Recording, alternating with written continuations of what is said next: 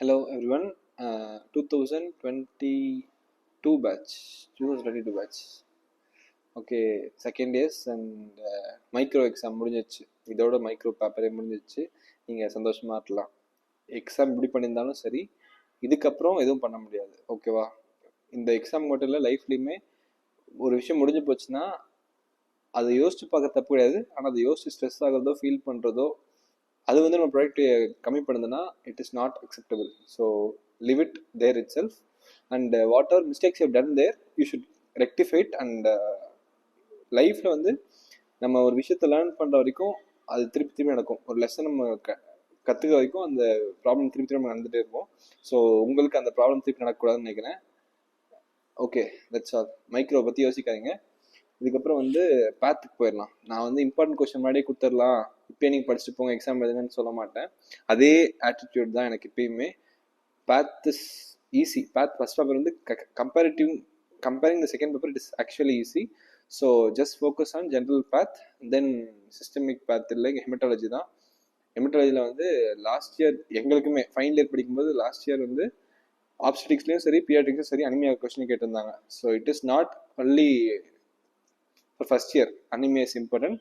Every year it is important, and on your daily practice you will see people or patients of anemia. Okay, so anaemia வந்து ரொம்ப இம்பார்ட்டண்டாக படிங்க. அப்புறம் லியூக்கிமியா lymphoma எனக்குமே இப்போ ஓரளவுக்கு confident கம்மியாக இருக்க ஃபீல்ட்னா ஐ மீன் டாபிக்ஸ்னா I will say this both.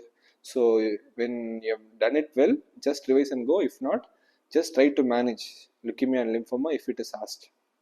Last year வந்து பேத் ஃபர்ஸ்ட் பேப்பர் செகண்ட் பேப்பரில் தான் அந்த மாடியூல் சேஞ்ச் இருந்துச்சு. இந்த 2020 பேட்ச் வந்து 21 பேட்ச் வந்து கொஞ்சம் ஸ்ட்ரகிள் பண்ணாங்க.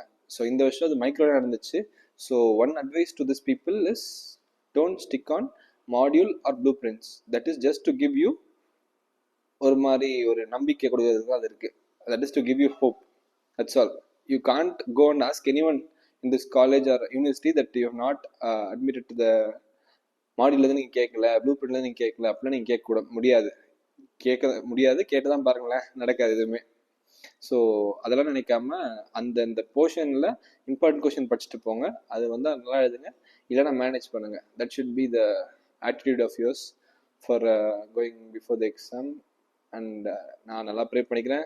எல்லாம் கரெக்டாக தான் போகுது. நீங்களும் நல்லா படிங்க, கிவ் யூர் பெஸ்ட். ஓகே, இந்த எக்ஸாம் முடியும் போது கொஸ்டின் டஃப்பாக வந்தால் it's not only for you, everyone it is tough. So at the end of the day you should feel like okay I given my best and it's okay whatever comes I will manage. அந்த மாதிரி தான் இருக்கும்.